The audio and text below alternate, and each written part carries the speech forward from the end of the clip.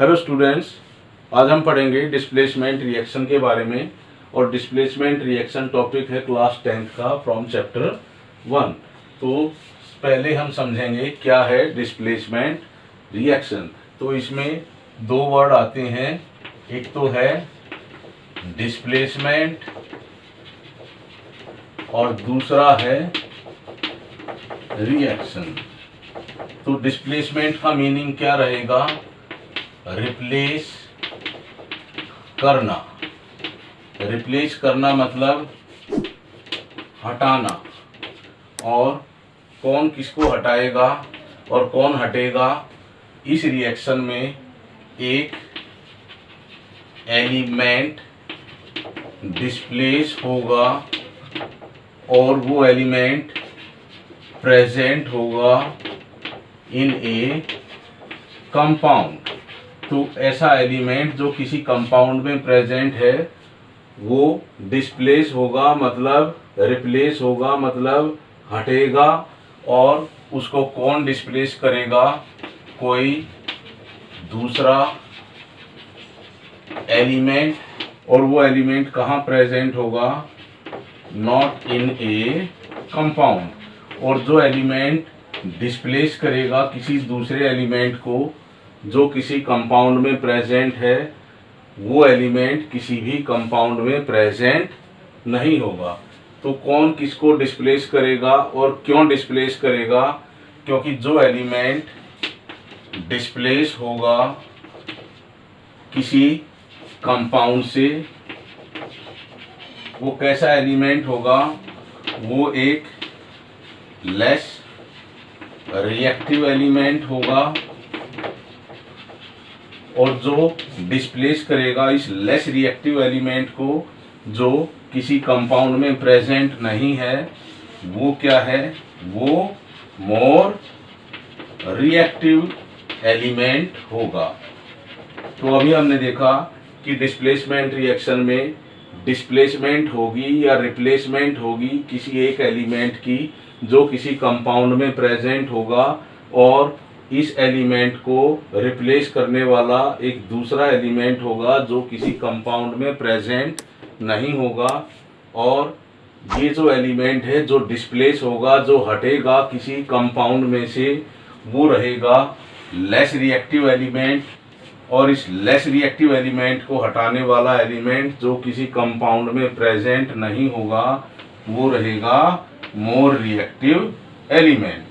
तो इसी बेस पर हम डिस्प्लेसमेंट रिएक्शन को डिफाइन करेंगे और फिर बाद में कुछ एग्जांपल्स देखेंगे कि ऐसे कौन से एलिमेंट हैं जो किसी दूसरे एलिमेंट को डिस्प्लेस करेंगे और डिस्प्लेसमेंट रिएक्शन को हम किस तरह से आइडेंटिफाई करेंगे। इस वीडियो में मैं डिस्कस करूंगा definition of displacement reaction discuss करेंगे, और ये देखेंगे कि हमें किस तरह से पता चलेगा कि उस पर्टिकुलर रिएक्शन में डिस्प्लेसमेंट रिएक्शन हो रही है। और उस बेस पर हम सभी एलिमेंट्स को अरेंज करेंगे किसी पर्टिकुलर ऑर्डर में, और वो ऑर्डर क्या रहेगा? मोर रिएक्टिव से हम लेस रिएक्टिव एलिमेंट्स को एक पर्टिकुलर सीरीज में अरेंज कर देंगे, और वो जो सीरीज हमें मिलेगी उन एलिमेंट्स की इन decreasing order of their reactivity, वही होगी रिएक्टिविटी सीरीज। 1 बाय 1 इस पूरी वीडियो में मैं इन सभी पॉइंट्स को डिस्कस करूंगा। तो डिस्प्लेसमेंट रिएक्शन एक ऐसी रिएक्शन होगी जिसमें एक लेस रिएक्टिव एलिमेंट जो किसी कंपाउंड में प्रेजेंट होगा उसको डिस्प्लेस करेगा एक दूसरा एलिमेंट जो ज़्यादा रिएक्टिव रहेगा और वो किसी कंपाउंड में प्रेजेंट नहीं होगा। तो किस तरह से हम इसको डिफाइन करेंगे? Displacement reaction is that reaction in which a more reactive element displaces means replaces का मतलब क्या होगा? जब वो एलिमेंट हटेगा किसी कंपाउंड में से तो उस एलिमेंट की जगह कोई दूसरा एलिमेंट आ जाएगा। displaces the less reactive element from A compound. तो यहाँ हमने देखा कि ये एक ऐसी केमिकल रिएक्शन होगी जिसमें ज़्यादा रिएक्टिव एलिमेंट डिस्प्लेस करेगा, मतलब हटाएगा किसी लेस रिएक्टिव एलिमेंट को जो किसी कंपाउंड में प्रेजेंट होगा। जैसे एक सिंपल सा एग्जांपल हम ले लेते हैं, X कोई एलिमेंट है और ये क्या है, मोर रिएक्टिव है, और A और B एक कंपाउंड है जिसमें A क्या रहेगा, लेस रिएक्टिव एलिमेंट रहेगा, और इस लेस रिएक्टिव एलिमेंट को हटाएगा ये मोर रिएक्टिव एलिमेंट X। तो किस तरह से रहेगी ये रिएक्शन, X इस A एलिमेंट की जगह आ जाएगा और एक अपना कंपाउंड बना लेगा इस B के साथ, और A बाहर चला जाएगा इस कंपाउंड से। तो ये एक सिंपल सा एग्जांपल लिया है मैंने डिस्प्लेसमेंट रिएक्शन के लिए। तो अभी हम और एग्जांपल लेंगे डिस्प्लेसमेंट रिएक्शन के। जिस तरह से हमने यहाँ पर जिंक लिया है और इस जिंक मेटल को हम aqueous solution of copper sulphate में जब डालेंगे, जिस सॉल्यूशन का कलर क्या होगा, ब्लू कलर का होगा ये कॉपर सल्फेट का सॉल्यूशन। और जब हम इसमें जिंक मेटल डालते हैं इस सॉल्यूशन में तो हमें एक कंपाउंड मिल जाता है, जिंक सल्फेट का सॉल्यूशन मिल जाएगा और कॉपर उसमें से डिस्प्लेस हो जाएगा। तो यहाँ पर जैसे हम देख रहे हैं कॉपर सल्फेट सॉल्यूशन का कलर ब्लू है, तो जो जिंक सल्फेट सॉल्यूशन हमें मिलेगा वो मिलेगा कलर लेस। तो यहाँ से हम देख रहे हैं कि जब ये रिएक्शन होगी तो चेंज होगा उस सॉल्यूशन का कलर।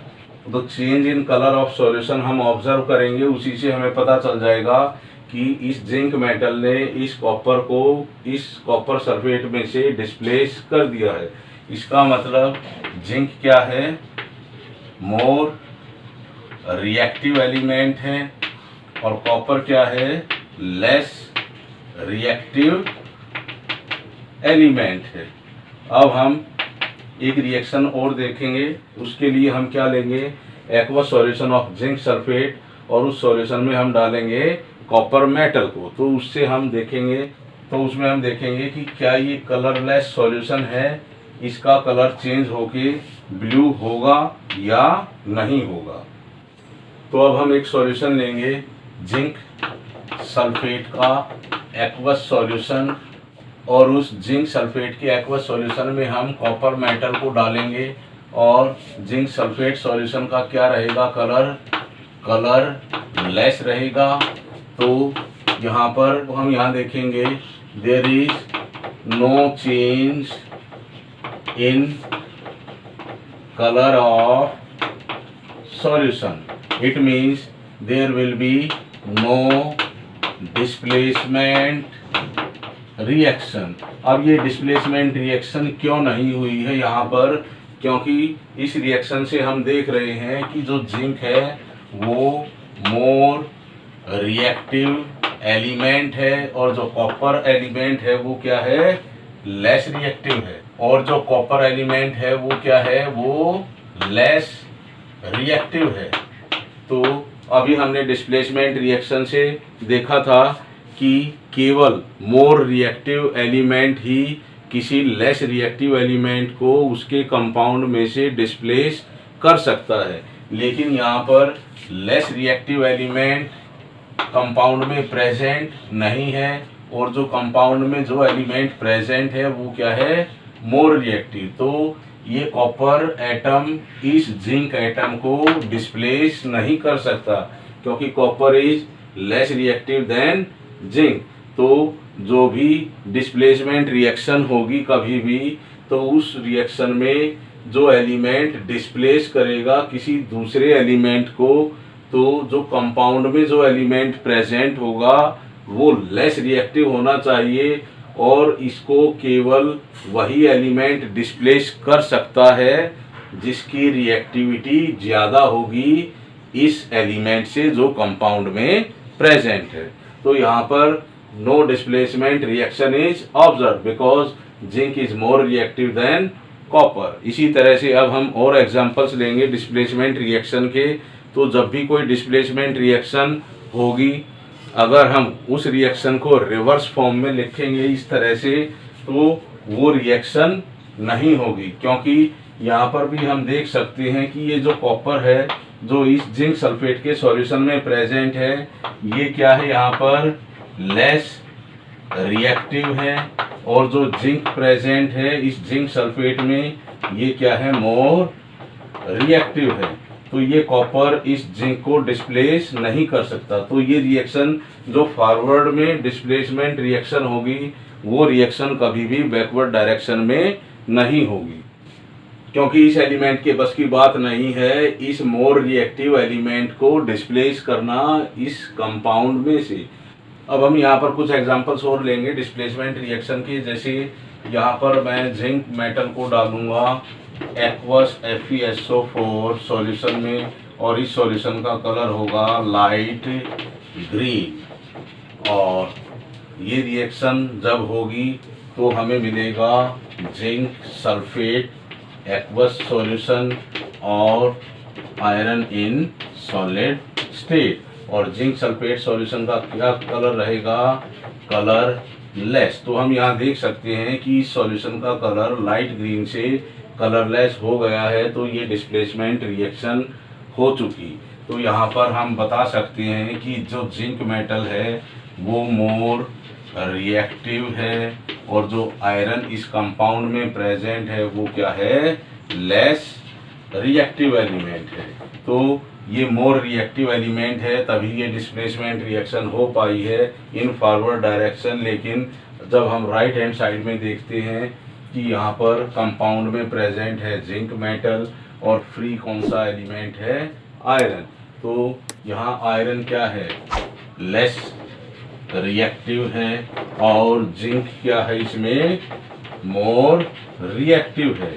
अब ये आयरन इस मोर रिएक्टिव जिंक को जिंक सल्फेट में से डिस्प्लेस कर ही नहीं सकता, तो रिएक्शन बैकवर्ड डायरेक्शन में होगी ही नहीं, क्योंकि कोई भी लेस रिएक्टिव एलिमेंट किसी भी मोर रिएक्टिव एलिमेंट को उसके कंपाउंड में से डिस्प्लेस कर ही नहीं सकता।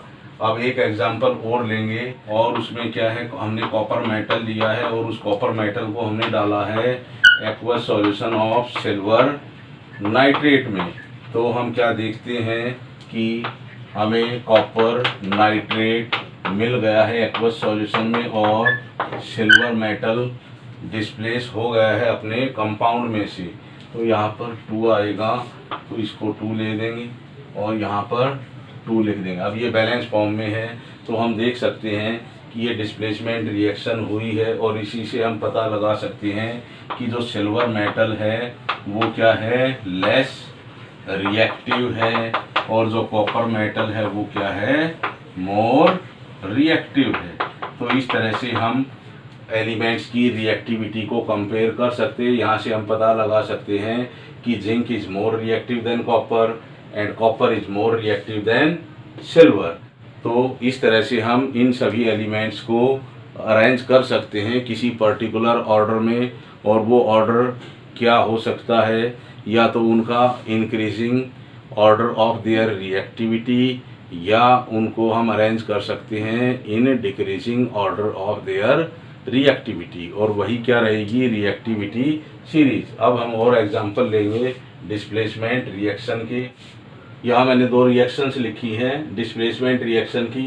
तो इस रिएक्शन में हम देख रहे हैं कि जिंक मेटल ने हाइड्रोजन को सल्फ्यूरिक एसिड में से डिस्प्लेस कर दिया है। इसका मतलब क्या है कि जिंक जो है मोर रिएक्टिव है, और जो हाइड्रोजन है वो क्या है, लेस रिएक्टिव है। और जो हाइड्रोजन गैस हमें मिलेगी वो बबल्स की फॉर्म में मिलेगी, और जो हाइड्रोजन गैस के जो बबल्स होंगे उनका कंबस्टन हो जाएगा जब हम उनको जलाएंगे, और कंबस्टन जब इनका होगा तो वहाँ से पॉप साउंड प्रोड्यूस होगी। तो इस तरह से हम पता लगा सकते हैं कि जो इस रिएक्शन से जो गैस इवोल्व होगी वो हाइड्रोजन गैस है, और इसका पता हम लगा सकते हैं, आइडेंटिफाई कर सकते हैं bye there combustion. and when hydrogen burn it produces pop sound। तो यहाँ पर जो सेकेंड रिएक्शन है उसमें हमने क्लोरीन गैस को पास किया है aqueous solution of potassium bromide, और जब ये रिएक्शन हो रही है तो हमें यहाँ पर एक ब्राउन गैस मिलेगी, और उस ब्राउन गैस के एवोल्यूशन से, उस ब्राउन गैस के प्रोड्यूस होने से ही हमें पता चल जाएगा कि ये केमिकल रिएक्शन हो रही है। और इसमें जो क्लोरीन है, क्लोरीन क्या है, मोर रिएक्टिव है, और किससे रिएक्टिव है, वो ब्रोमीन से, और ब्रोमीन क्या है, लेस रिएक्टिव है। तो इस तरह से हम आइडेंटिफाई कर सकते हैं कि कौन सा एलिमेंट किस एलिमेंट से ज़्यादा रिएक्टिव है, या ये समझें कि कौन सा एलिमेंट लेस रिएक्टिव है किसी दूसरे एलिमेंट से। तो अभी हमने कुछ एग्जांपल्स देखे हैं, और उन एग्जांपल्स में हमने देखा है कि मोर रिएक्टिव एलिमेंट ही डिस्प्लेस कर सकता है किसी दूसरे एलिमेंट को जो लेस रिएक्टिव होगा, और वो एलिमेंट प्रेजेंट होगा किसी कंपाउंड में। अब लास्ट में एक रिएक्शन और लिखेंगे हम, और उसमें हम ले रहे हैं यहाँ पर कॉपर मेटल, और कॉपर मेटल को डालेंगे हम सल्फ्यूरिक एसिड के एक्वस सॉल्यूशन में, और हम यहाँ क्या देख रहे हैं कि no hydrogen gas is produced. तो यहाँ पर हाइड्रोजन गैस नहीं बन रही है, नहीं निकल रही है। इसका मतलब जो कॉपर है वो लेस रिएक्टिव रहेगा, और जो हाइड्रोजन है वो क्या है, मोर रिएक्टिव रहेगा। तो जो लेस रिएक्टिव एलिमेंट है उसकी ताकत ही नहीं है किसी मोर रिएक्टिव एलिमेंट को उसके कंपाउंड में से निकाल दे, या हटा दे, या डिस्प्लेस कर दे, या रिप्लेस कर दे। लेकिन यहाँ पर जिंक की इतनी ताकत है कि वो इस हाइड्रोजन को इस सल्फ्यूरिक एसिड में से डिस्प्लेस कर सकता है। इसका मतलब जो जिंक है, zinc is more reactive then hydrogen, and hydrogen is more reactive then. तो इस तरह से हम एलिमेंट्स को अरेंज कर सकते हैं in decreasing order of their reactivity या increasing order of their reactivity. इसमें और भी दूसरे मेटल आ जाएंगे, फिर रिएक्टिविटी सीरीज लिखेंगे। तो जब हम इन सभी एलिमेंट्स को अरेंज कर देंगे इन इंक्रीजिंग और decreasing order of their reactivity, तो जो हमें सीरीज मिलेगी वही क्या होगी, रिएक्टिविटी सीरीज। तो क्या रहेगी रिएक्टिविटी सीरीज के लिए डेफिनेशन, रिएक्टिविटी सीरीज एक ऐसी सीरीज होगी जो हम बनाएंगे उन एलिमेंट्स को अरेंज करके इन इंक्रीजिंग और decreasing order of their reactivity. तो जब हम एलिमेंट्स को अरेंज करेंगे इन decreasing order of their reactivity, तो एक जो सीरीज मिलेगी हमें एलिमेंट्स की वही होगी रिएक्टिविटी सीरीज। तो reactivity series is the arrangement, तो अरेंजमेंट रहेगी इसमें किसकी, ऑफ ऑल एलिमेंट्स, उन सभी एलिमेंट्स की इन decreasing order of their reactivity. तो वो ऐसी सीरीज जिसमें सभी एलिमेंट्स अरेंज होंगे इन decreasing order of their reactivity, वही होगी अपनी रिएक्टिविटी सीरीज। तो किस तरह से लिखेंगे हम इस रिएक्टिविटी सीरीज को, potassium, barium, calcium, sodium, magnesium, aluminium, zinc, iron, cobalt, nickel, tin, lead, hydrogen, copper, silver, gold और प्लेटिनम। तो इस तरह से हमने इन एलिमेंट्स को अरेंज कर दिया है इन decreasing order of their reactivity. तो सबसे ज़्यादा रिएक्टिव पोटेशियम है, और सबसे कम रिएक्टिव कौन सा एलिमेंट है, प्लेटिनम है। तो जब हम लेफ्ट टू राइट जाएंगे तो हम देख रहे हैं कि इन मेटल्स की रिएक्टिविटी डिक्रीज हो रही है। तो जब लेफ्ट टू राइट जाएंगे तो रिएक्टिविटी ऑफ मेटल्स डिक्रीजेस, तो वो मेटल्स की रिएक्टिविटी डिक्रीज हो रही है। और ये जो सीरीज मिलती है हमें इन मेटल्स को अरेंज करने से इन decreasing order of their reactivity, यही सीरीज होगी रिएक्टिविटी सीरीज ऑफ मेटल्स।